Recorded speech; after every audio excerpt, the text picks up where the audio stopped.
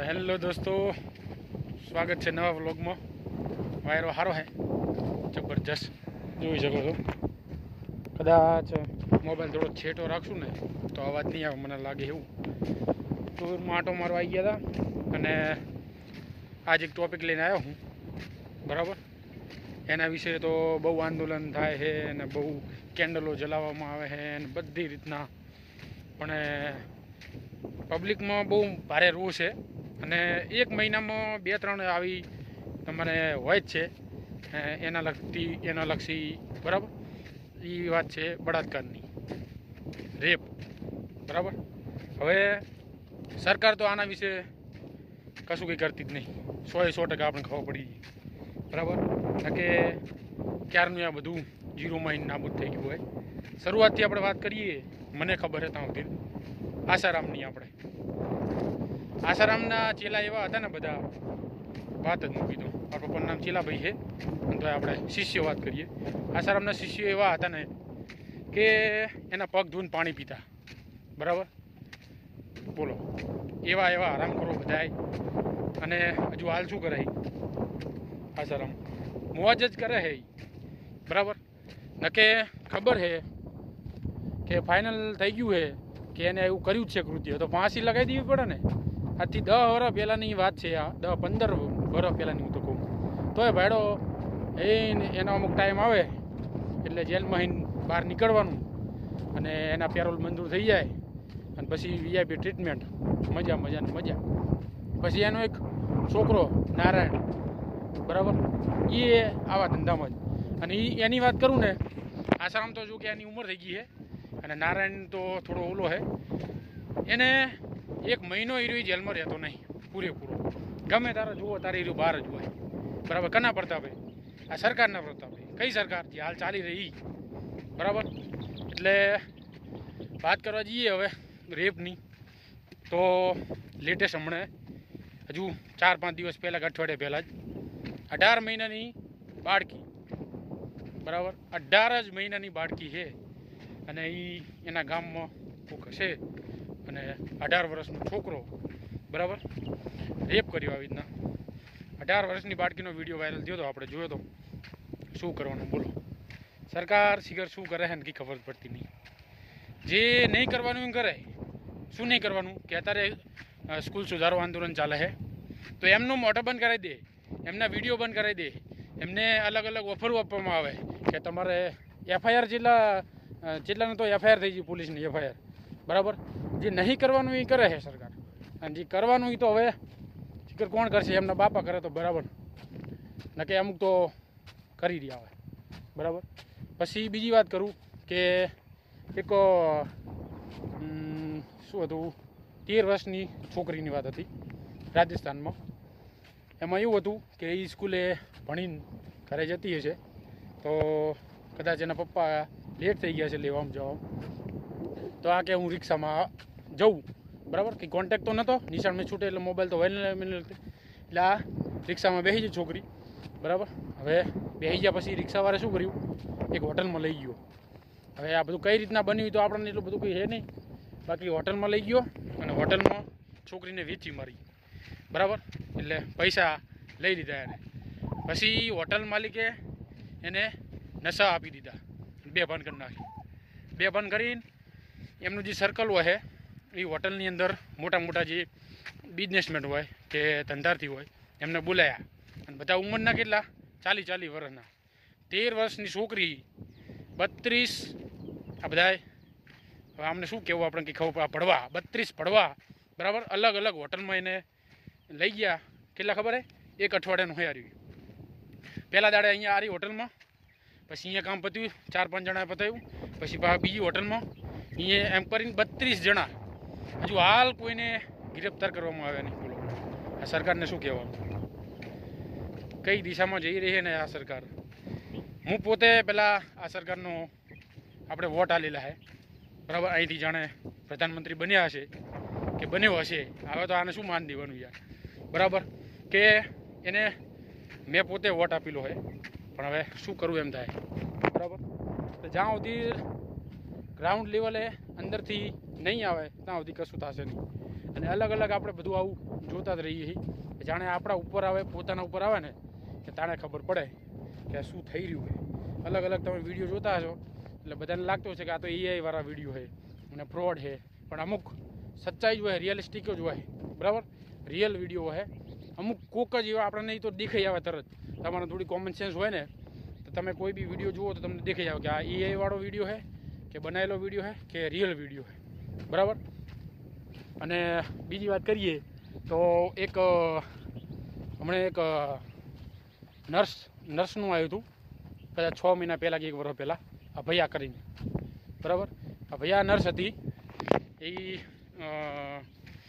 એને આવી રીતના હતું તો એનો એક ને બળાત્કાર થઈને મર્ડર કરવામાં આવ્યું હતું. તો એની મમ્મીએ મુદ્દો ઉપાડ્યો અને સરકારને ખબર પડી કે આની પાસે તો ઘણા માણસો હોય, તો એને ભાજપની સીટ આપી દીધી, બરાબર. હવે સીટ આપી દીધી અને એ જીતીએ જઈ. જીત્યા પછી એને શું કર્યું કે મારી છોકરીએ તો આત્મહત્યા કરી હતી કે એવું કંઈક બીજું બહાનું કાઢી દીધું, બાકી એને આવીને રેપ નહોતો થયો. બોલો, આ પોતે માં જ વેચાઈ જતી હોય આ કળિયુગમાં, આ એક પાર્ટી માટે અને એક ઓલા માટે, આમ પોઝિશન માટે, તો પછી બીજી વાત જ નહીં કરવાની ભાઈ, બરાબર. એટલે અલગ અલગ મુદ્દા આપણે લઈને આવીએ છીએ કે આપણે એવું નહીં, પણ આ સરકાર વિરુદ્ધ બધી અલગ જગ્યાએ તમે જોતા હશો કે બહુ પ્રોટેસ્ટ થઈ રહ્યા છે, પણ ચાણા થઈ રહ્યા છે કે તમારું મોઢું દબાવવામાં આવે છે. તમે જે વાત જાહેર કરવા માગો છો એ તમારે કોઈને કહેવાનું જ નહીં, જેમ ચાલે એમ ચાલો, તમે હુતા જ રહો. સરકારને એવું જ છે કે એવું થાય બહુ અતિવૃષ્ટિ આવી જાય તો સરકાર મહિને આપણે આપી દઈશું પૈસા, એમને તમને પાક નિષ્ફળના પૈસા મળી જાય. એટલે અમારામાં તો મને તો લાગે તો એવું જ છે અહીંયા કે પાક નિષ્ફળના પૈસા આવે છે, એટલે 2000 હપ્તાના પૈસા આવે છે, બસ વેચી ગયા પૂરું. એક વોટ તમે વેચી નાખો તમારો, તમને ના ખબર કહી દઉં, એક કોણ હતું અડવાણી કે કોક હતું, અબ્દુલ કલામ કોક ગમે તે હતું, એક વોટના કારણે એ હાર્યા હતા. અબ્દુલ કલામ જ હતા, એક વોટના કારણે હાર્યા હતા અને એ ચાહે તો એ વોટ ખરીદી શકો, બરાબર. તોય શું કરીએ કહો, દુનિયા હવે એવી થઈ ગઈ છે, દોરંગી દુનિયા થઈ ગઈ છે કે ખાવાના બીજા ને ચાવાના બીજા, એવી દુનિયા થઈ ગઈ છે. જ્યાં સુધી તમે કામ આવો, જ્યાં સુધી તમે વોટ આલો ત્યાં સુધી પહેલાં બાપા, બાકી કંઈ એક જ પ્રશ્ન ઉઠાયો તમે એટલે પતી ગયો, તું કોણ ને હું કોણ, બરાબર. આવી રીતના બધું ચાલે છે. હું તો કહું ને આનું એક જ સોલ્યુશન છે કે ખબર પડી જાય આપણને, જે મોટા મોટા ઇન્વેસ્ટિગેશન ઓફિસર બેઠા હોય એમને બધી ખબર જ હોય કે જેવી રીતના બધું આને ડીલ કરવાની છે, પોલીસોને ખબર હોય જેવી રીતના ડીલ કરવાની છે. અને ખબર પડી જાય, સાબિત થઈ જાય તો સીધી એને ફાંસી સજા દઈ દો. એવા 2, 5 કે 10 જેવા દાખલા આવી જાય તો તરત બધા સીધા દૂર થઈ જાય. ખબર પડી જાય કે આ જાહેરમાં જ આવું થવાનું, બરાબર. અમુક મેન્ટાલિટી મગજ એવી હોય ને, માણસો સાયકો બની જાય, બરાબર. અલગ અલગ તમારા કિસ્સા આવતા. સાયકો એટલે શું કે એને દુનિયાની કંઈ પડી જ ના હોય, બરાબર. એનામાં જ એનું ધાન હોય, બરાબર. એટલે જ આ બધા આવા કૃત્યો થતા હોય. બાકી તો હવે 18 મહિનાની બાળકી એટલે શું કહેવાય યાર, 13 વર્ષની છોકરી એટલે શું કહેવાય, બરાબર. એટલે હવે આવું બધું ચાલી રહ્યું છે દુનિયામાં.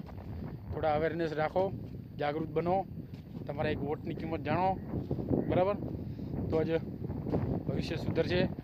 અલગ અલગ બધા જગ્યાએ પ્રોટેસ્ટો ચાલી રહ્યા છે. સોશિયલ મીડિયાની દુનિયામાં રહો, ખબર પડે બધું ખોટું નહીં હોતું, બધું સાચું નહીં હોતું, પણ જે સાચું હોય એમાં થોડું રાખો, બરાબર. સારું, તો હવે આજ માટે આટલું જ હતું. અલગ અલગ ટોપિક હોય છે અને આપણને અંદરથી આમ જીવ પડે કે સારું શું ચાલી રહ્યું છે. આપણે લાગતું છે અલગ અલગ ટોપિક ઉપર વાત કરીએ છીએ, પણ હું તો કહું ને બધાને વાત કરવી જ પડે તો થોડું સરકાર પર પ્રેશર આવે. અને અત્યારની હાલની સરકાર એવી છે ને, એટલી બધી હુઈજી છે ને કુંભકર્ણની જેમ, કે ગમે એમ તમે ઢોલ વગાડો, નગાડા વગાડો કે આંદોલન કરો, ગમે એમ કરો ને તો કશું મેર આવે એવું નહીં. એને જગાડવા માટે કોઈ રાવણ ઊભો થાય કુંભકર્ણને, બરાબર, તો કંઈક મેર આવે. શું કે બે ભાઈ જ ને, એનો કોઈક ભાઈ આવે જે સાચું બોલનારો હોય તો મેર આવે. બાકી તો બધું વધારે ચાલ્યા જ રાખે છે, દુનિયા ફુનિયા હે બધું. બરાબર. તમને ના ખબર હોય તો કહી દઉં, દુનિયાની નંબર 1, આખા એશિયાની નંબર 1 જે પોલિટિકલ પાર્ટી હોય ને તો એ આ હે નંબર 1. એટલે ફંડમાં ગમે તે વસ્તુ તમે જોઈ લેજો, A to Z બધામાં માર્કો લાગેલો જ હોય. બીજીબી કહો કે પોતે PM કહો, બરાબર. નીચે ગામડાથી લઈને ઉપર છે એક દિલ્હી સુધી બધી જગ્યાએ પૈસા પૈસાના પૈસા. એવા એ પૈસા આપણા ટેક્સમાં એને જ જાય છે, બરાબર. હવે એક બીજો ટેક્સ આવવાનો હતો, એના વિશે કદાચ આપણે વાત કરી હતી, પણ કરશું. જે મર્ચન્ટવાળી વાત કરી હતી આપણે, કે જે નાના વેપારીઓમાં એમને ટેક્સ લગાવવામાં આવશે, તો એ ટેક્સ હવે કોણે પે કરવો પડશે? આમ આદમીને, આપણે જનતાને જ પે કરવો પડશે, બરાબર. એ શેના દબાવથી થયું છે કે વિઝા, જે આપણે UPI કાર્ડ આવે, જે આપણે ATM કાર્ડ આવે, એમાં વિઝા નામનું આવે, બરાબર. હવે એમનો દાવો એવો છે કંપનીનો, અને એ કંપની છે અમેરિકાની. હવે એમનો દાવો એવો છે કે અમને UPIથી ₹1 આવક મળતી નહીં, તમે ચાર્જ લગાવો. તો મોદી સરકાર અત્યારે એટલી બધી એમના આગળ ઝૂકી જઈ છે કે એમની દુખતી ન પકડી લીધી છે. કેવી રીતના? અદાણીના કારણે. અદાણીએ અમેરિકામાં લોન લીધેલી છે, અલગ અલગ ફંડ લીધેલા છે, મતલબ કોઈ એવી સ્કીમ બહાર પાડેલી છે, અને એ પૈસા જપ્ત કરી લીધા છે માણસોના. હવે એના વિરુદ્ધ કેસ થયો હોય અમેરિકામાં. હવે એને બચાવવા માટે ટ્રમ્પ સરકારે, મોદી સરકારને એલાન કર્યું કે તમે ગમે તેમ કરીને અમારું અમેરિકાનું હિત વિચારો. એટલે જેટલા અત્યારે ફાયદા થાય છે એ બધા અમેરિકાની સરકાર દ્વારા જ બધું ફોર્સ કરવામાં આવે છે, અને એટલે જ આ બધું થાય રહ્યું. બાકી આપણે ખબર જ છે. શું કે ચલો તારો ઘર બાજુ ને હરી હેડો તારો. હવે ચેનલમાં નવા હોય તો સબસ્ક્રાઈબ કરી લેજો. બેચરસી રાજપૂત બ્લોગ, આવા નવા બ્લોગ જોવા માટે, બરાબર.